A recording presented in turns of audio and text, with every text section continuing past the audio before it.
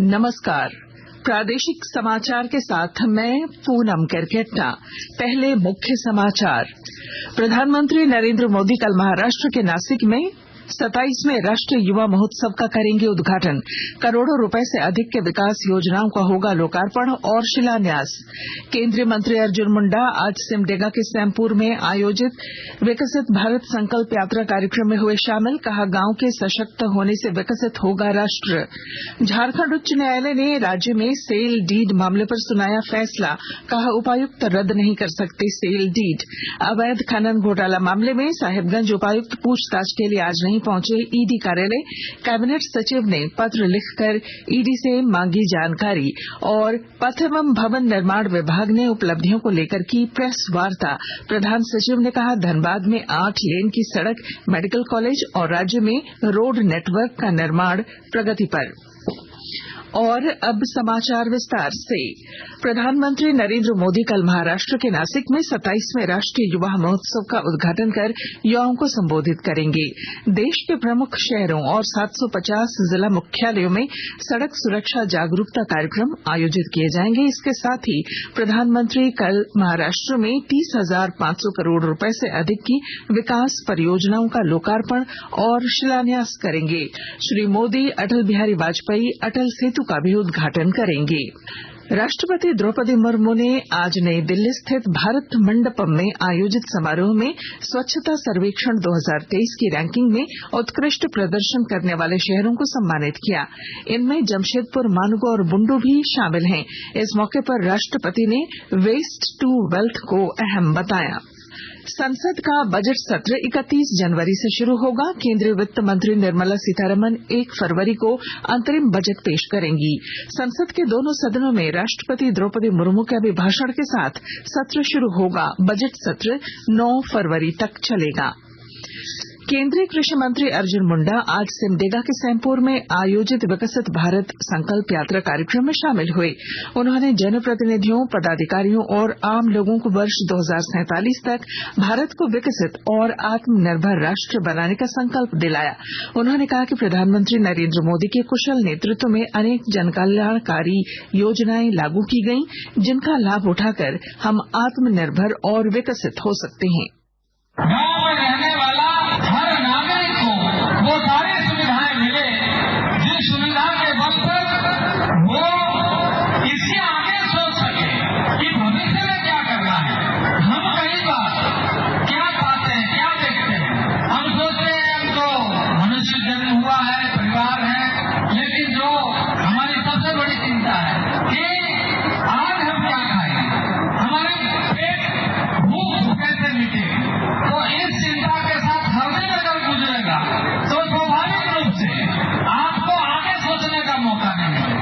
केंद्रीय कृषि मंत्री अर्जुन मुंडा ने कहा कि भारतीय दंड संहिता के बदले अब भारतीय न्याय संहिता के माध्यम से सभी को न्याय मिले। केंद्रीय मंत्री ने कहा कि कृषि विभाग के अधिकारी योजनाएं बनाकर दें और पैसों की कमी नहीं होने दी जाएगी।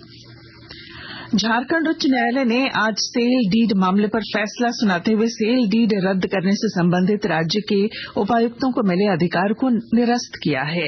जस्टिस गौतम कुमार चौधरी की कोर्ट ने सेल डीड निरस्त करने से संबंधित उपायुक्तों के आदेश के खिलाफ दायर 33 याचिकाओं को स्वीकृत किया।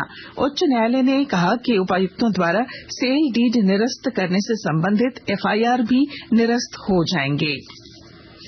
देवघर जिले के घागाजुरिया गांव में विकसित भारत संकल्प यात्रा को लेकर लगातार लोगों को जानकारियां उपलब्ध कराई जा रही हैं। साथ ही लोगों को आयुष्मान भारत और अन्य लाभों के बारे में भी जागरूक किया गया। आवासहीन परिवारों को अपना घर देने के लिए सरकार ने अबुआ आवास योजना, आपकी योजना आपकी सरकार आपके द्वार कार्यक्रम के तहत शुरू किया है। विस्तृत जानकारी दे रहे हैं हमारे संवाददाता। आवासहीन एवं निराश्रित परिवारों को अपना घर देने के लिए सरकार ने अबुआ आवास योजना आपकी सरकार आपके द्वार कार्यक्रम के तहत शुरू किया है। इस कार्यक्रम के दौरान साहिबगंज जिला अंतर्गत कुल 1.5 लाख आवेदन मिला है, जिस पर सरकार के नियमों के आधार पर मूल्यांकन किया जा रहा है। अबुआ आवास योजना में कच्चे घर, कमजोर आदिम जनजाति समूह, प्राकृतिक आपदा का शिकार परिवार, कानूनी तौर पर रिहा बंधुआ मजदूर तथा वैसे परिवार जिन्होंने पूर्व में किसी आवास योजना का लाभ नहीं लिया हो को ही मिलेगा। आनंद कुमार ओझा, आकाशवाणी समाचार, साहिबगंज। आकाशवाणी के ताजा तरीन समाचारों के लिए आप हमारी वेबसाइट newsonair.com पर लॉग ऑन कर सकते हैं। ताजा समाचार X handle @AIR news alerts और Facebook page All India Radio news पर भी उपलब्ध है। आप प्रादेशिक समाचार एकांश के X handle @AIR news _Ranchi और फेसबुक, इंस्टाग्राम पेज तथा YouTube channel AIR news Ranchi पर भी हमारे बुलेटिन सुन सकते हैं। प्रादेशिक समाचार आप आकाशवाणी रांची से सुन रहे हैं। शेष समाचार इस विराम के बाद। एक लक्ष्य करना है हासिल, हौसलों से मिलेगी मंजिल, जज्बे की कमी नहीं, जुनून और जोश की काफी, इंडिया की बेटियां लिखेंगे इतिहास, चुनेंगे ओलंपिक का रख खुद पे यकीन, साथ है इंडिया सारा, ओलंपिक में लहराएगा तिरंगा हमारा, आखिरी है मौका, लगा दे जान अपनी, पर हुनकार जीत ले हर मैदान। इंडिया की बेटियां लिखेंगे इतिहास, चुनेंगे ओलंपिक का। झारखंड के मुख्यमंत्री माननीय श्री हेमंत सोरेन जी के नेतृत्व में होने जा रही है FIH women's hockey Olympic qualifier Ranchi 2024। भारत की बेटियों के लिए ये है सुनहरा मौका ओलंपिक्स में क्वालिफाई करने का। हौसला बढ़ाइए, रांची आइए। सूचना एवं जनसंपर्क विभाग झारखंड सरकार द्वारा जनहित में जारी। प्रादेशिक समाचार में आपका फिर स्वागत है। अवैध खनन घोटाला मामले में साहिबगंज उपायुक्त रामनिवास यादव आज ईडी कार्यालय नहीं पहुंचे। इसके अलावा रांची जेल के हवलदार अवधेश कुमार को भी ईडी के समक्ष उपस्थित होना था। इधर प्रवर्तन निदेशालय द्वारा साहिबगंज डीसी रामनिवास यादव और मुख्यमंत्री के प्रेस सलाहकार अभिषेक प्रसाद उर्फ पिंटू को किए गए समन पर कैबिनेट सचिव वंदना दादेल ने ईडी को पत्र लिखा है और उन मामलों की जानकारी मांगी है जिनमें साहिबगंज के उपायुक्त को समन किया गया था।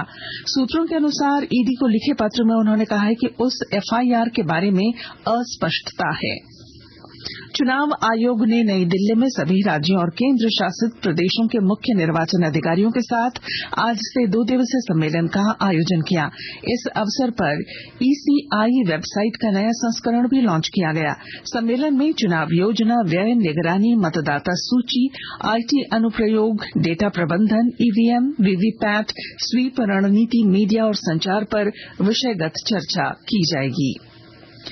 पथ एवं भवन निर्माण विभाग के प्रधान सचिव सुनील कुमार ने आज रांची में आयोजित संवाददाता सम्मेलन में विभाग की उपलब्धियां गिनाई और कहा कि इस वित्त वर्ष में भवन निर्माण विभाग ने नया हाईकोर्ट भवन का निर्माण कार्य पूरा किया। इससे पहले नया विधानसभा भवन का निर्माण कार्य पूरा किया गया था। उन्होंने बताया कि लोहरदगा और गुमला जिले में 2 नए कोर्ट भवन का निर्माण चल रहा है, जबकि जमशेदपुर और दुमका में अस्पताल के लिए भवन तैयार हैं। पिछले 4 वर्षों के दौरान पथ निर्माण विभाग ने कई उपलब्धियां अपने नाम की। उन्होंने बताया झारखंड में inner ring road, outer ring road और फीडर रोड पर लगातार काम हो रहा है। मास्टर प्लान के तहत रांची शहर को रोड नेटवर्क से जोड़ा जा रहा है। उन्होंने बताया दुमका, गढ़वा, बोकारो, जमशेदपुर, देवघर और सिमडेगा समेत अन्य जिलों में 1 दर्जन से ज्यादा पुल का निर्माण किया जा रहा है। सॉफ्टवेयर टेक्नोलॉजी पार्क का भी निर्माण कार्य प्रगति पर है। राज्य में कल से होने वाली सहायक आचार्य प्रवेश परीक्षा को झारखंड कर्मचारी चयन आयोग ने स्थगित कर दिया है। इसे लेकर JSSC ने एक नोटिस जारी किया है। परीक्षा की अगली तिथि 10 फरवरी को आयोजित की जा सकती है। गिरिडीह जिले की साइबर सुरक्षा पुलिस ने जामताड़ा, हजारीबाग और गिरिडीह जिले के विभिन्न थाना क्षेत्रों से 6 अपराधियों को गिरफ्तार किया है। इनके पास से कई मोबाइल फोन समेत दस्तावेज भी बरामद किए गए हैं। झारखंड राज्य स्तरीय पुरुष महिला मुख्यमंत्री आमंत्रण फुटबॉल कप प्रतियोगिता के दूसरे दिन कई रोचक मुकाबले हुए, जिसमें पुरुष वर्ग के पहला सेमीफाइनल मैच का मुकाबला रांची और लोहरदगा के बीच, जबकि दूसरा सेमीफाइनल पाकुड़ और धनबाद के बीच खेला जाएगा। मैच के शुरुआत में पूर्व हॉकी ओलंपियन मनोहर तोपनो और खेल पदाधिकारियों ने उन खिलाड़ियों का मनोबल बढ़ाया। और अब बुलेटिन के आखिर में मुख्य समाचार एक बार फिर। प्रधानमंत्री नरेंद्र मोदी कल महाराष्ट्र के नासिक में 27वें राष्ट्रीय युवा महोत्सव का करेंगे उद्घाटन। करोड़ों रुपए से अधिक के विकास परियोजनाओं का होगा लोकार्पण और शिलान्यास। केंद्रीय मंत्री अर्जुन मुंडा आज सिमडेगा के सैमपुर में आयोजित विकसित भारत संकल्प यात्रा कार्यक्रम में हुए शामिल। कहा, गांव के सशक्त होने से विकसित होगा राष्ट्र। झारखंड उच्च न्यायालय ने राज्य में सेल डीड मामले पर सुनाया फैसला। कहा, उपायुक्त रद्द नहीं कर सकते सेल डीड। अवैध खनन घोटाला मामले में साहिबगंज उपायुक्त पूछताछ के लिए आज नहीं पहुंचे ईडी कार्यालय। कैबिनेट सचिव ने पत्र लिखकर ईडी से मांगी जानकारी। और पथ निर्माण विभाग ने उपलब्धियों को लेकर की प्रेस वार्ता। प्रधान सचिव ने कहा, धनबाद में 8 लेन की सड़क, मेडिकल कॉलेज और राज्य में रोड नेटवर्क का निर्माण प्रगति पर। और इसके साथ ही आकाशवाणी रांची से प्रादेशिक समाचार का ये बुलेटिन समाप्त हुआ। नमस्कार।